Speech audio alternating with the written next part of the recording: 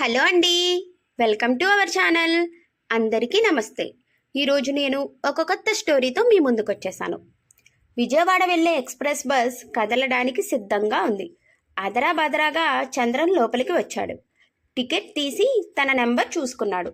ముగ్గురు కూర్చునే సీట్లో ఒక ఆడ మగ కూర్చుని ఉన్నారు. చివరిలో కొంచెం చోటు ఉంది. దాదాపు సీట్ మొత్తాన్ని ఆక్యుపై చేసుకున్న వాళ్ళిద్దరినీ మార్చి మార్చి చూశాడు చంద్రం. సన్నగా తెల్లగా నాజూకుగా ఉన్న స్త్రీ కిటికీ దగ్గర కూర్చుంది. ఆ పక్కనే ఒక లావుపాటి నల్లటి బట్టతల ఉన్న ఆసామి కూర్చున్నాడు. చంద్రం ఆ సీటు చివరిలోనున్న కొద్ది స్థలములో ఒదిగి కూర్చోటానికి ప్రయత్నించాడు.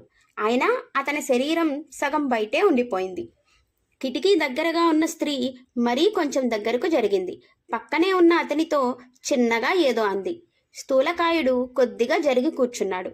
కిటికీ పక్కన కూర్చుని ఉన్న స్త్రీ పేరు రేఖ. రేఖలాగానే సన్నగా పొడుగ్గా ఉంటుంది. ఆ లావాటి పెద్ద మనిషి ఆవిడ భర్త. పేరు సుందరరావు. అతను పెళ్లినాటికి నల్లగా ఉన్నా లావుగా ఉండేవాడు కాదు.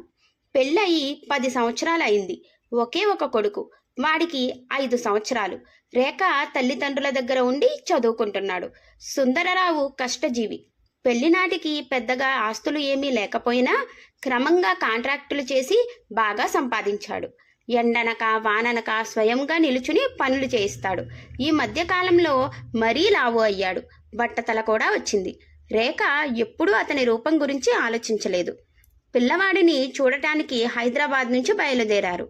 భర్త కారులో వెళ్దాము అంటే తనే వద్దు, ఎందుకు డబ్బుల దండగా, బస్సులో పోదాం అంది. తమ సీట్లో కూర్చున్న యువకుడు తనను తన భర్తను మార్చి మార్చి చూస్తున్నాడు. సుందరరావు సీటు వెనక్కి వాలి నిద్రపోతున్నాడు. అటూ ఇటూ ఊగుతున్నాడు. అతని తల తన తలకు తగలకుండా ఆ కుర్రాడు జాగ్రత్త పడుతున్నాడు. రేఖ భర్తను చూసింది. నోరు తెరచి నిద్రపోతున్నాడు. గురక కూడా పెడుతున్నాడు. రేఖ ఆ యువకుడు చూడకుండా చిన్నగా చేతితో భర్తను తట్టి లేపింది. ఉలిక్కిపడి భార్య వంక చూశాడు. సరిగ్గా కూర్చోండి, బస్ కదిలిందో లేదో పట్టపగలు నిద్ర ఏమిటి అంది. వెధవ అలవాటు. బస్సులో కూర్చున్నా కారులో కూర్చున్నా నిద్ర ముంచుకు వస్తుంది అంటాడు, గొంతు మడతల్లో పట్టిన చెమట తుడుచుకుంటూ. రేఖ బయటకు చూడసాగింది. రేఖ తల్లిదండ్రులకు ఒక్కతే కూతురు. సుందరరావు వాళ్లకు దూరపు బంధువు. తండ్రి చేసుకుంటావా సుందరరావుని అని అడిగినప్పుడు వద్దు అనలేదు, చేసుకుంటాను అంది. తనకి ప్రత్యేకమైన ఆలోచన ఏమీ లేదు. సుందరరావుకు రేఖ అంటే ప్రాణం. కుటుంబం కోసం రాత్రి పగలు కష్టపడతాడు. డ్రైవర్ స్పీడ్ పెంచాడు. మళ్ళీ నిద్రలోకి వెళ్ళి గురక పెడుతున్నాడు. గురక పక్క సీట్లోని వాళ్లకు చాలా ఇబ్బందిగా ఉంది. చంద్రం ఇబ్బందిగా జాలిగా ఆమె వంక చూసి నవ్వాడు. అందరూ తనను చూసి నవ్వుతున్నట్లు అనిపిస్తుంది. ముందు సీటు కుర్రాడు వెనక్కి తిరిగి గురక పెడుతున్న సుందరరావుని ఆనందంగా చూస్తున్నాడు. రేఖకు సిగ్గుగా ఉంది. తను ఎప్పుడూ ఆ గురకను గమనించలేదు. సూర్యాపేటలో బస్ ఆగింది. రేఖ దిగుదాం, టీ తాగుదాం అన్నాడు. మీరు తాగండి, నాకు అక్కర్లేదు అంది. పోనీ ఇడ్లీ తీసుకురానా అన్నాడు. ఏమీ వద్దు అంటుంటే. తీవ్రంగా ఉంది రేఖ కంఠం. ఆ పక్కన యువకుడు కిందకు దిగి సిగరెట్టు కాలుస్తూ జాలిగా చూస్తున్నాడు నా వంక. రేఖ కిటికీలో నుంచి తల బస్లోకి తిప్పింది. ముందు వరుస సీట్లోనికి చూసింది. అతడు భార్యతో ఏదో అంటున్నాడు. అతను అందంగా ఉన్నాడు. ఆమె ఒక మోస్తరుగా ఉంది. ఎందుకండి బస్సులో కూడా సతాయిస్తారు అని ఏడుపు గొంతుతో అంటుంది. నీ ముఖం చూడాలంటేనే అసహ్యం. పిల్లల కోసం తప్పక అని ఇంకా ఏదో అంటున్నాడు. ప్లీజ్, తలపోటుగా ఉంది, ఒక కప్ టీ పట్టుకురండి అంది. అతను క్రూరంగా నవ్వుతూ కొడుకుని తీసుకుని బస్ దిగాడు. రేఖకు జాలి వేసింది. తను జాలిపడే స్థితిలో ఉందా? ఆమె భర్త అందంగా ఉన్నాడు, అదృష్టవంతురాలు అనుకుంది. సుందరరావు టిఫిన్ టీ గ్లాస్ పట్టుకుని వస్తూ ఉంటాడు. హే భగవాన్, ఈ అవతారంలో ఇంకా ఎంతకాలం? ఇంకా ఎప్పుడు ఈయనతో బయటకు రాకూడదు అనుకుంది. టిఫిన్ తిను, పొద్దున్న ఎప్పుడో తిన్నావు, టిఫిన్ తీసుకో ప్రేమగా అన్నాడు. నాకు వద్దు అంటుంటే అవతల పారే అంది రేఖ. నా మీద కోపం వచ్చిందా అంటాడు. నాకు వద్దు అంటే వినిపించడం లేదా అని విసుగ్గా అంటుంది. ముందు సీట్లో ఆవిడ వెనక్కి తిరిగి చూస్తుంది. బాధగా సుందరరావు టిఫిన్ పట్టుకొని బస్ దిగుతాడు. అదేంటమ్మా, ఆయన పాపం ప్రేమగా తినమంటూ ఉంటే. రేఖ గిర్రున తల తిప్పి చూసింది.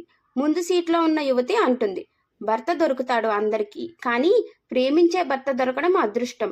ఆ అదృష్టం మీలాంటి కొందరికే లభిస్తుంది. రేఖ ఆమెకు సమాధానం ఎలా చెప్పాలో తెలియటం లేదు. ఇంతలో ఆమె భర్త వచ్చాడు. టీ ఏది? భార్య అడిగింది. నీ ముఖానికి నేను బస్ దగ్గరికి టీ మోసుకుని రావాలా? ఇంటికి వెళ్ళాక తాగుదువులే, ఇంకా 2 గంటలేగా అన్నాడు ఆమె భర్త. ఆమె కిక్కురు మనలేదు. రేఖకు జాలి వేసింది. ఇప్పుడు ఆమె కళ్ళకు అందంగా కనిపించడం లేదు, కొండ చిలువలా కనిపించాడు. తనే అయితే ఇలాంటి వాడితో ఒక్కరోజు కూడా కాపురం చేసేది కాదు. ఇంత క్రుయాలిటీనా? దూరంగా సుందరరావు వస్తున్నాడు. అతని ముఖం చిన్నబుచ్చుకుని ఉన్నాడు. అతనిని చూస్తే జాలి వేసింది రేఖకి. తన మీద తనకే అసహ్యం వేసింది. చూడండి, ఒక సోడా పల్లీలు తీసుకురండి అంది. సుందరరావు ఆనందంగా తెచ్చాడు. బస్ కదిలింది.